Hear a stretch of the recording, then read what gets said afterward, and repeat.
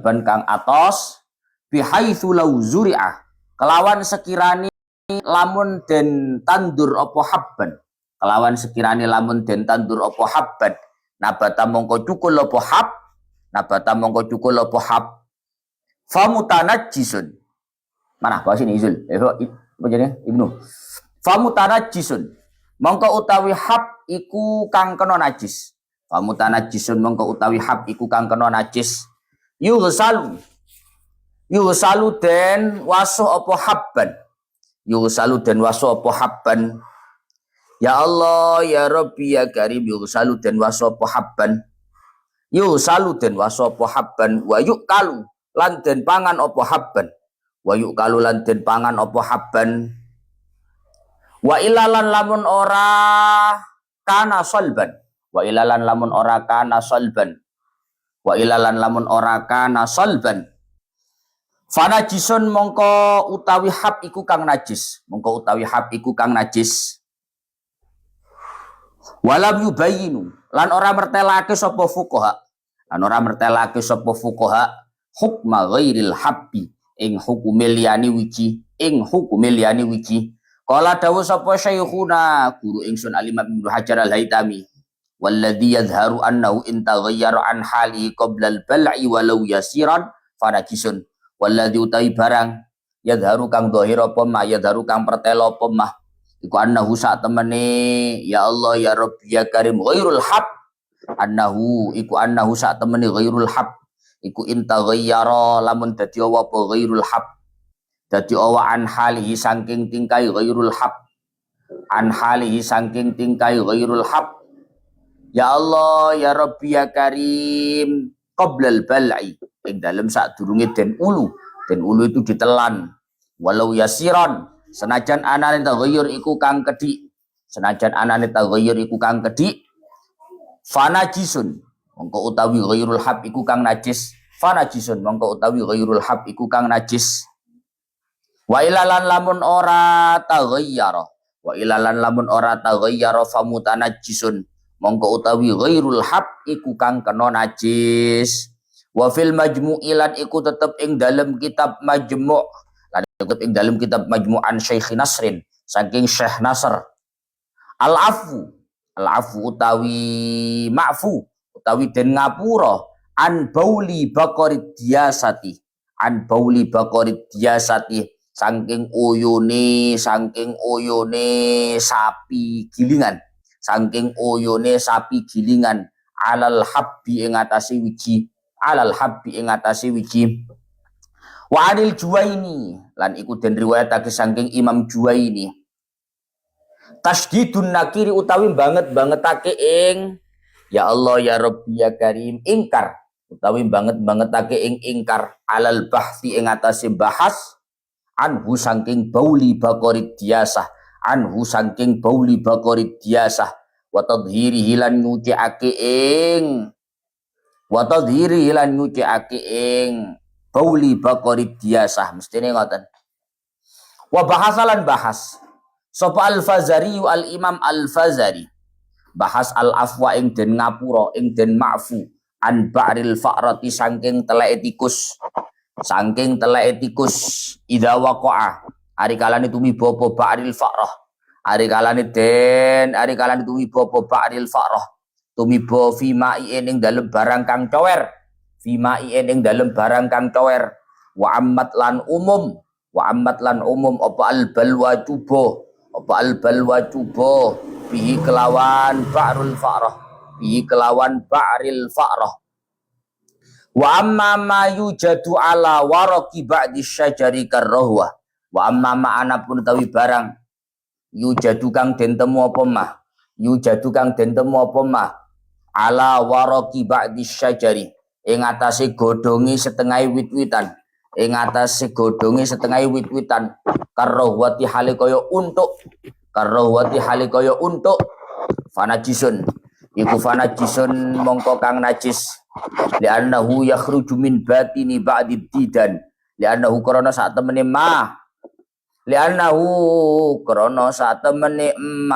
iku yakhruju metu apa metu min batini ba'did didani saking batine setengah piro-piro ular, saking batine setengah piro-piro ular, kama syuhida kaya oleh den tingali, kaya oleh den tingali apa zalika mengkono-mengkono khuruj, wa zalika mengkono-mengkono khuruj, walaisal ambaru rausan, walaisalan ora ono apa al ambaru minyak ambar, apa al ambaru minyak ambar iku rausan kotorane hayawan, kotorane hayawan khilafan halin ulayani liman maring ulama za'amahu kang nyipto sapa man ing kaunul ambari rausan, za'amahu kang nyipto sapa man ing kaunul ambari rausan, bal huwa balik utawi ambar,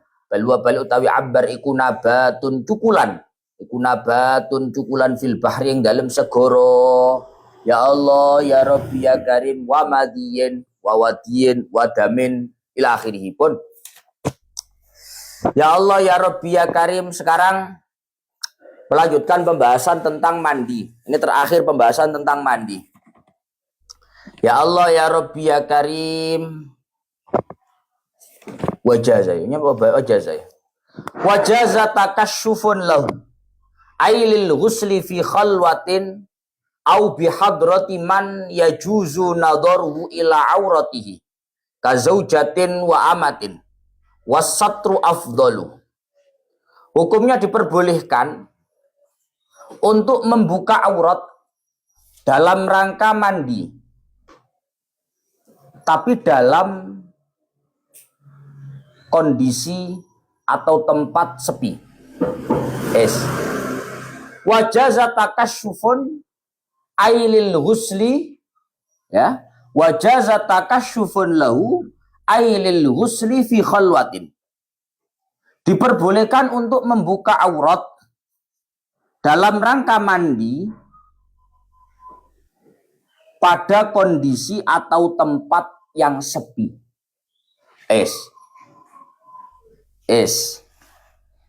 Jadi misalkan begini, Pak. Ada seseorang kondisinya mandi. Kan aurat itu nggak boleh dibuka tuh. Aurat itu tentu ma yahrumu nadharuhu wa ma yajibu satruhu. Yang namanya aurat itu sesuatu yang haram dilihat, tentunya haram untuk karena haram dilihat, otomatis wajib untuk ditutupi. Nah sekarang bagaimana ketika seseorang itu kondisinya mandi? Apakah kalau mandi dia juga tetap dihukumi haram membuka auratnya? Ternyata wajaza takasyufun lahu ailil ghusl. Hukumnya diperbolehkan membuka aurat dalam rangka mandi. Jadi kalau mandi boleh membuka aurat. Tapi ada syaratnya, fi khalwatin. Dalam kondisi sepi. Artinya meskipun kamu mandi sekalipun, tapi kalau kondisinya tidak sepi, maka hukumnya haram. Paham ya? Paham? Adus kok, kamu tuh terus piye? Adus ki mudo oleh, tapi fi khalwatin. Jazat lahu ailil ghusl itu fi khalwatin, dalam kondisi sepi. Boleh membuka aurat. Enggak sepi, Gus. Orang enggak boleh berarti. Au bi hadrati man yajuzu nadharuhu ila aurati. Kazaujatin wa amatin. Atau boleh membuka aurat karena mandi dalam kondisi atau di tempat di hadapan orang-orang yang boleh untuk melihat kepada aurat kita. Nggak sepi, ada orang. Tapi orang-orang yang ada di depan kita itu, di hadapan kita itu, adalah orang-orang yang memang diperbolehkan untuk melihat aurat kita. Contohnya siapa? Zaujah, istrinya. Lah atus saya bojone apa Gus? Atus bojone masih muda-muda ya oleh ae. Paham ya? Ini karena memang bihadrati man yajuzu nadharuhu ila aurati. Karena ini di hadapan orang-orang yang diperbolehkan untuk melihat aurat.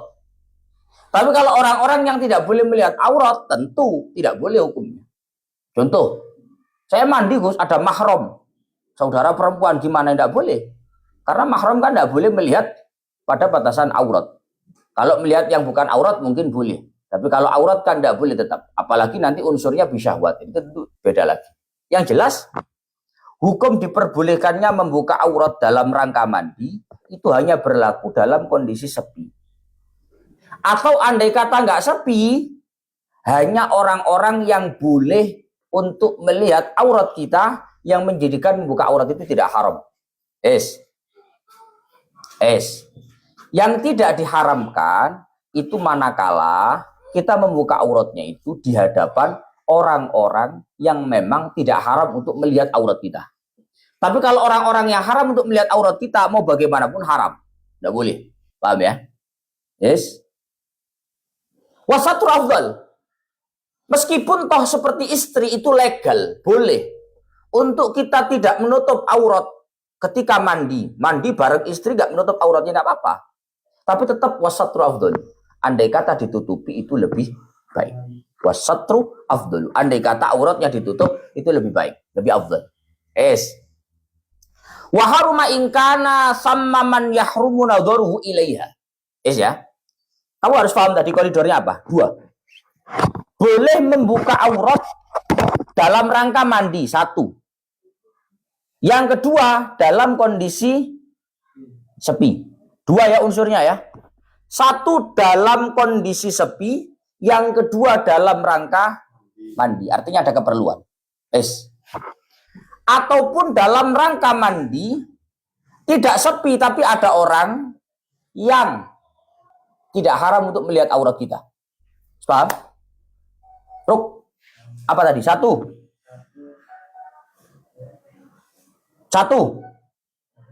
Saya kecap mau paham.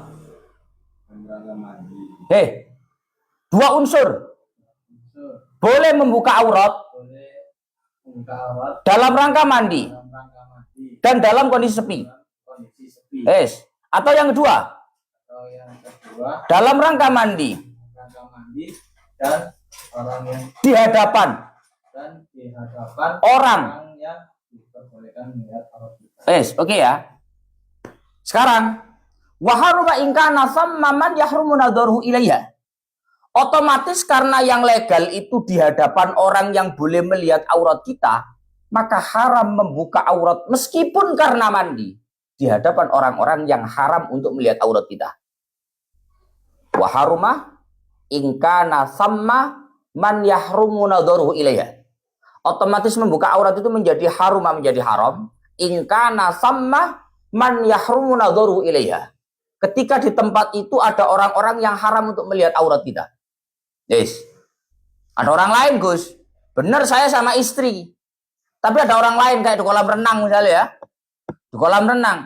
Memang saya sama istri, Gus, tapi ada selain istri. Lah itu masalahnya. Maka kalau seperti itu, hukum membuka aurat tidaklah legal. Karena apa? Karena samma man yahrumu nadharu ilaiha. Karena di sana ada orang-orang yang tidak legal untuk melihat aurat kita. Sehingga hanya memenuhi 1 kriteria saja, yaitu kriteria dalam rangka mandi, tapi tidak memenuhi kriteria yang kedua. Atau dibalik, kama haruma fil khalwah bila hajatin. Sebagaimana membuka aurat itu hukumnya haram meskipun kondisi sepi tanpa ada keperluan. Loh, kamu kondisi sepi di kamar sendirian, kamarnya dikunci, lah perlu dipaku, ya, paku cor, sendirian, tapi nggak ada hajat, nggak ada perlu apa-apa, tiba-tiba auratnya dibuka, boleh apa enggak, Ruk? Boleh apa enggak?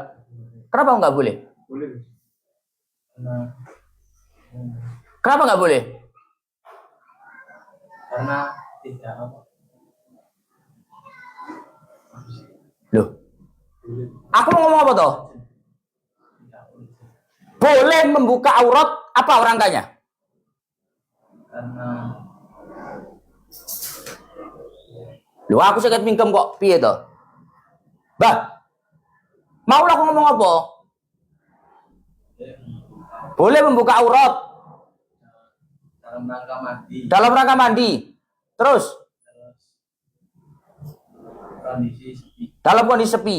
Ini sepi tapi nggak karena mandi. Namanya tanpa ada hak. Maka hukumnya loh, piye toh?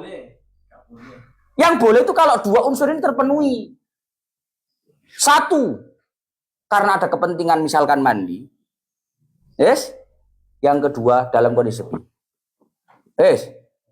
Maka kalau salah satu tidak terpenuhi, ini nggak bisa. Makanya Ustaz awal ngomong tuh, harus 2 ini terpenuhi unsurnya. boleh membuka aurat dalam rangka mandi dan dalam kondisi sepi. Maka meskipun dalam kondisi sepi, kalau tidak ada keperluan semisal mandi, maka hukum membuka aurat hukumnya nggak boleh, haram. Paham? Paham? Sebagaimana kasus yang kedua tadi saya ngomong, boleh membuka aurat karena mandi di hadapan orang yang boleh melihat aurat kita. Nggak kondisi sepi. Di hadapan orang yang boleh melihat aurat kita. Itu boleh hukumnya. Karena dalam rangka mandi. Maka hukumnya haram membuka aurat dalam rangka mandi kalau di sana ada orang yang haram melihat aurat. Paham Pak? Jadi ini ada dua kelompok, Pak. Ada dua begini. Yang satu itu dua syarat, yang satu tetap dua syarat. Ini salah satu syaratnya nggak terpenuhi, nggak boleh. Paham? Paham toh? Apa jajal? Sebelumnya diperbolehkan untuk membuka aurat pada kondisi atau dalam rangka mandi atau tempat yang sepi Dan Bora. dan tempat yang sepi. Kalau salah satu tidak terpenuhi, maka tidak bisa. Paham? Maka kalau ada orang di kamarnya sendirian sekalipun, nggak ada orang. Tapi kalau tidak ada rangkanya, membuka aurat itu hukumnya haram. Paham? Kamu di kamar sendirian, nggak ada orang. Kamarnya dikunci kalau perlu. Jendelanya ditutup, satirnya, tabirnya, semuanya ditutup. Nggak ada orang. Kamu buka aurat, tapi tanpa ada keperluan. Hukumnya haram. Karena tanpa ada keperluan.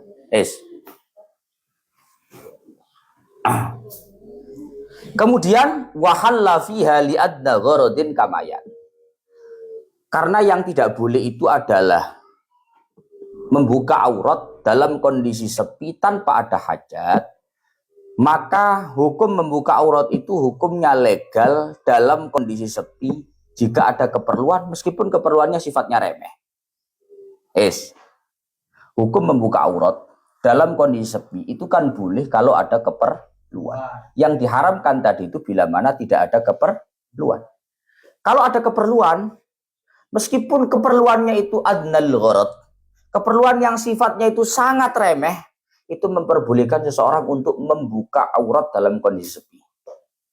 Ada keperluan, meskipun keperluannya remeh. Contoh, keperluan remeh itu seperti contoh, orang ketika di kamar, kalau dia tidak membuka auratnya, khawatir bajunya kotor. Baju dinas, kalau TNI baju dinas. Iki lihat agak kelesetan, Gus. Kotor, minimal lungset, ya. Sehingga karena saya nggak punya baju lagi, baju saya kotor semua, maka saya lepaslah baju ini. Akhirnya saya di kamar buka aurat. Dalam kondisi sepi tapi.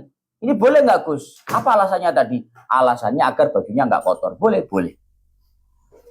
Mau soal alasan baju kotor aja boleh membuka aurat. Nah ini. Karena alasan yang memperbolehkan orang untuk membuka aurat dalam kondisi sepi itu cukup adnal gharad.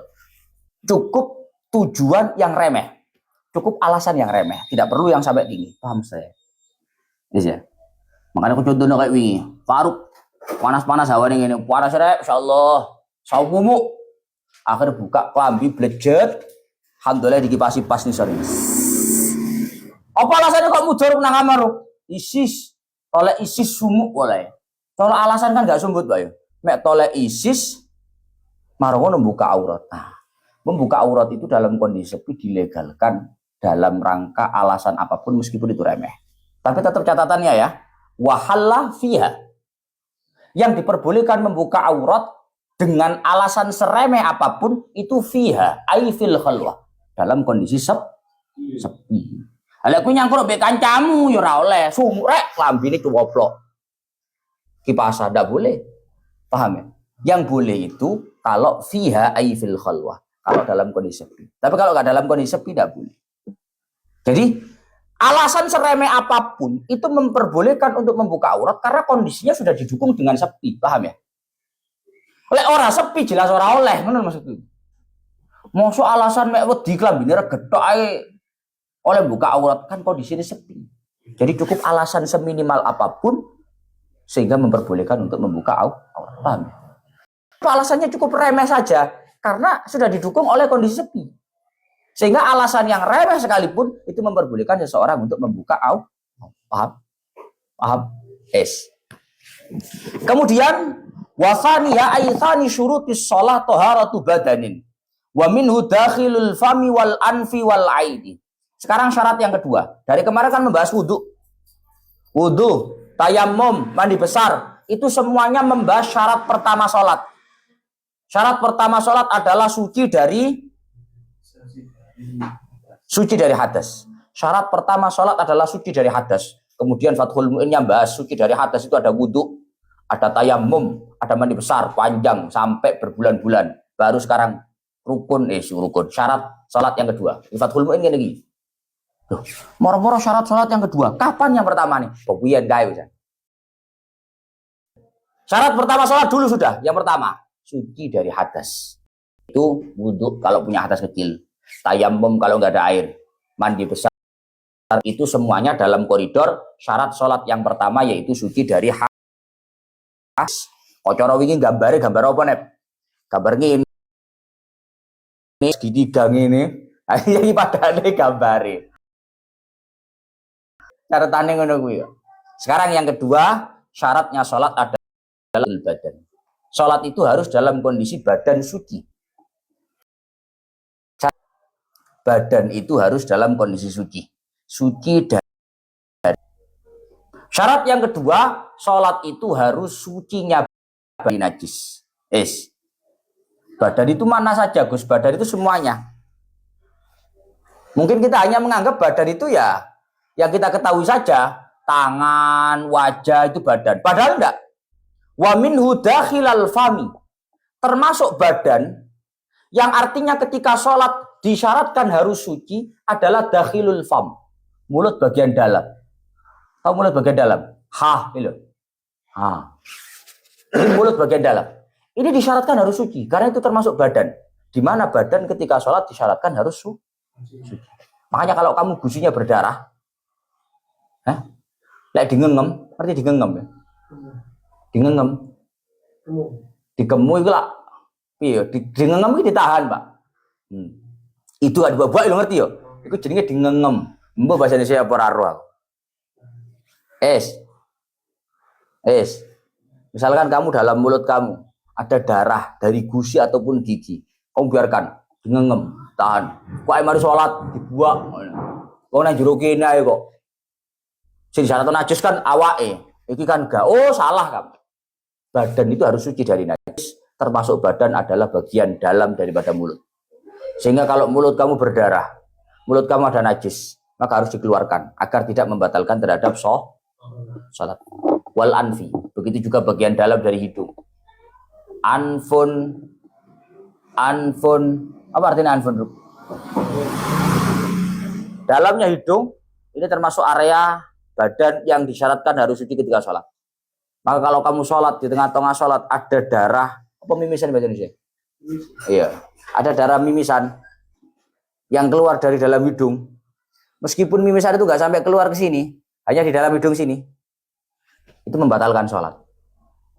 Kan nggak keluar, Gus? Kan najisnya di dalam. Lah, kamu harus tahu bahwa termasuk badan, area badan yang disyaratkan harus suci ketika sholat dari najis itu adalah dalamnya hidung. Paham? Maka kalau dalamnya hidung ini ada darah, maka itu membatalkan terhadap sholat. Paham ya? Nanti keterangan mendetailnya ke depan. Nanti ke depan ada keterangan panjangnya. Yang jelas dalamnya hidung ini termasuk daripada badan yang di situ disyaratkan harus suci. Walain dan juga mata. Mata ini juga sama, termasuk area badan yang disyaratkan suci ketika sholat. Wa malbusin wa ghairihi min kulli mahmulin lahu wa illam yataharrak bi harakatihi wa makanin yusalli fihi. Kemudian syarat yang kedua, ketika seseorang sholat harus suci malbusnya, suci pakaiannya. Malbus itu pakaian.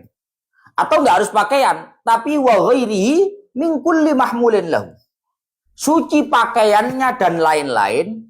Artinya dan lain-lain itu dalam kurung setiap hal yang dia bawa. Ruangnya.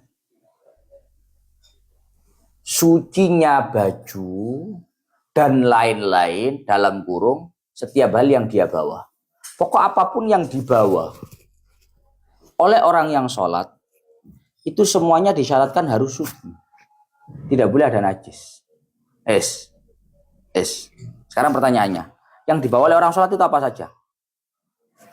Peci kalau ada. Serban kalau ada. Baju kalau ada. Kaos dalam kalau ada. Jam kalau ada. Cincin kalau ada. Gelang kalau ada. Sabuk kalau ada.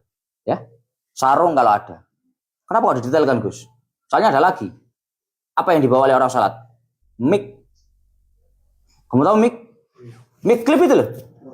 Mikrofon yang buat sholat itu loh. Itu termasuk mahmulin lahu. Termasuk sesuatu yang dibawa oleh orang yang sholat.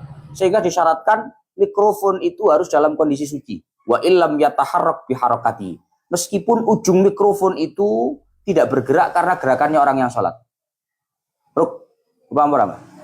Meskipun ujungnya mikrofon itu tidak bergerak karena gerakannya orang yang sholat. Tak contohkan, ada orang punya serban, Pak. Serbannya panjang. Dia punya serban 3 meter. Meskipun disampir neng ini, menjulur ke bawah. Ini ya, kok cara serbanmu. Tak, nemplek nih sana ya. Set, ini ya. Paham, Pak? Paham ya? Karena serbannya memang panjang. Maka ujung sorbannya, ketika dia bergerak, ujung sorbannya bergerak nggak? Kok dilerangi apa? Tidak. Serban ini endek ini, set sampai sekil. Kobah. Tapi ujungnya nggak bakal bergerak. Ujungnya nggak bakalan bergerak. Ujungnya nggak bakal bergerak. Itu namanya mahmulin lahu yang lam yataharrak biharakatihi.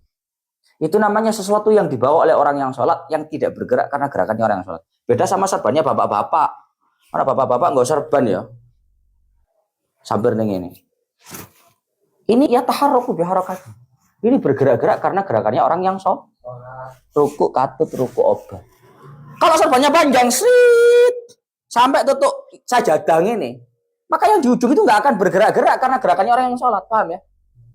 Mau bagaimanapun bergerak atau tidak bergerak, tetap serban yang menjulur panjang itu tetap bernama serban.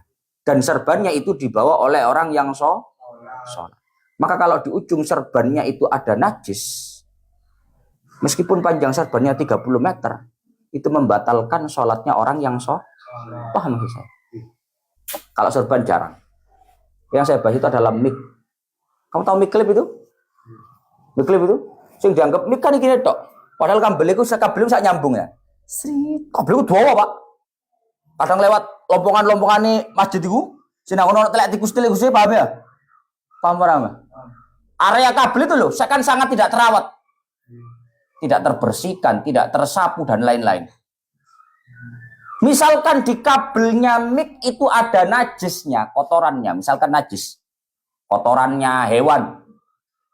Maka kotoran hewan yang ada di kabel itu membatalkan sholatnya orang yang lagi bawa mic itu. Paham? Kenapa kok membatalkan? Karena mic-nya dibawa oleh dia.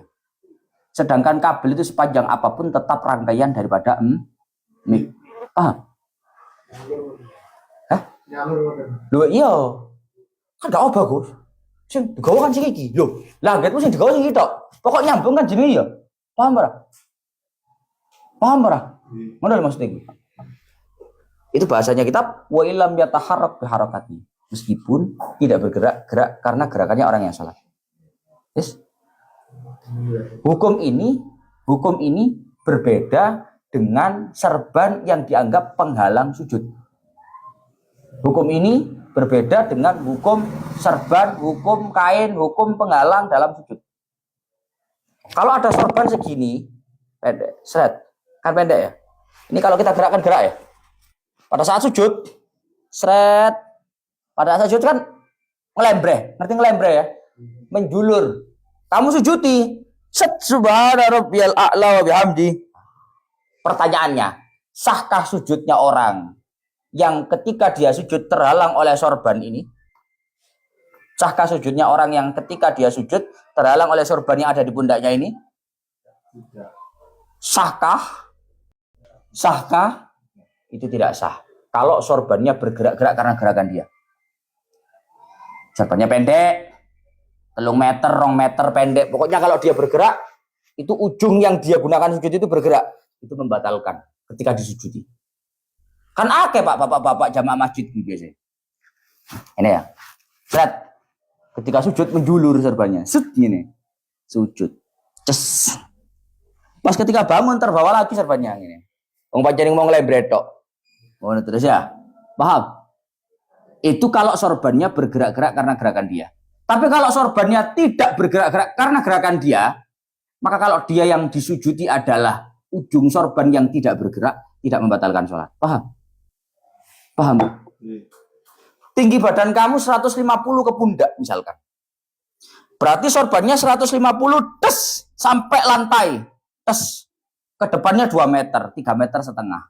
Berarti ujung sorbannya bergerak nggak karena gerakan kamu? Nggak bergerak.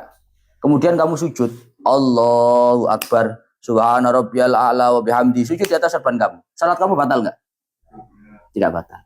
Karena kamu sujud di atas sorban itu sama dengan sujud di atas sajadah. Karena tidak bergerak karena gerakan kamu. Tapi kalau sorbannya pendek, bergerak karena gerakannya orang yang sholat, itu membatalkan sholat. Kamu paham bedanya? Kamu paham bedanya, Ruk? Paham. Piye bedanya kasus sing sing mau?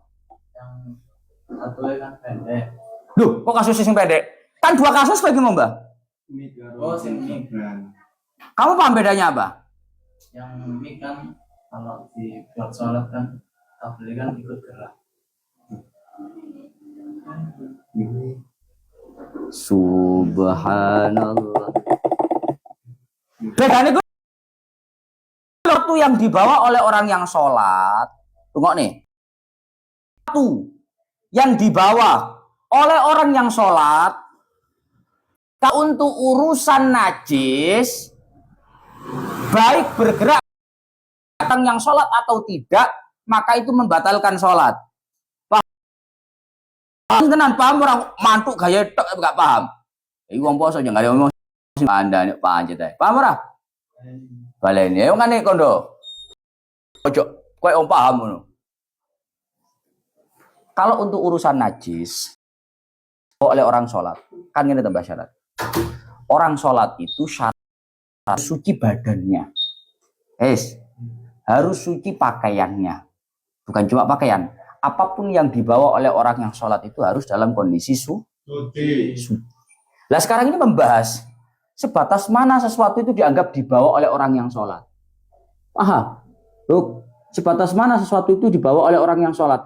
Apakah sesuatu yang dibawa itu yang cuma di badannya saja atau julurannya juga iya? Paham julurannya? Kok ketika keterangan 2 wong ini tambah gak paham. Mik iku sing nempel nang awak kan ya mulai sampai sikil tok to, Mbak.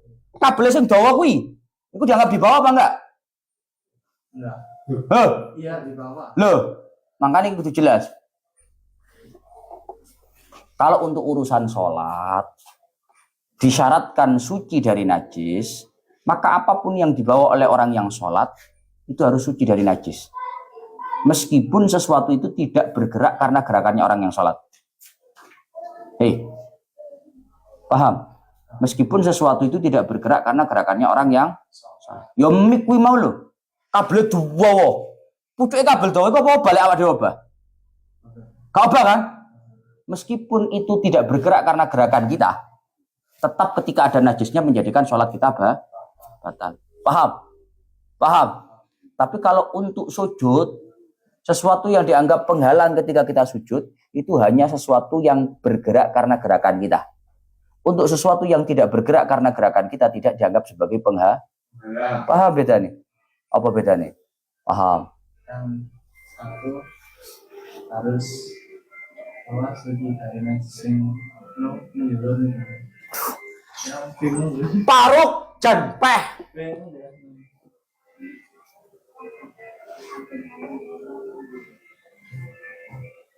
Mau ora paham, Mbak? Loh. Beda niku mek 2 kata tok. Kalau untuk urusan najis, meskipun tidak bergerak karena gerakan orang sholat, berpengaruh. Kalau untuk masalah penghalang sujud, jika tidak bergerak karena gerakan orang yang sholat, tidak berpengaruh. Itu tidak beda nih. Saya langan-langanan sih.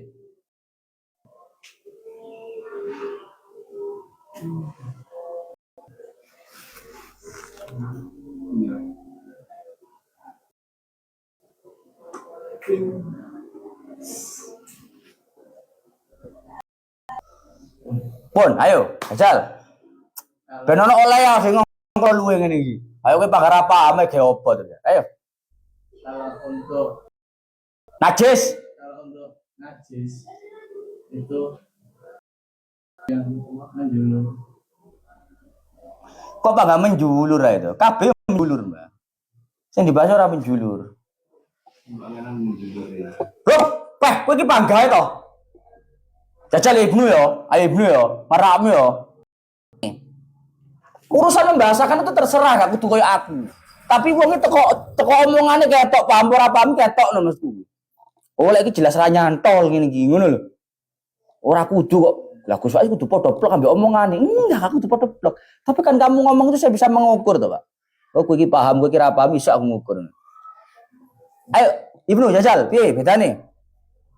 Tadi yang pertama, kalau untuk urusan najis itu pakaian itu semuanya ikut najis.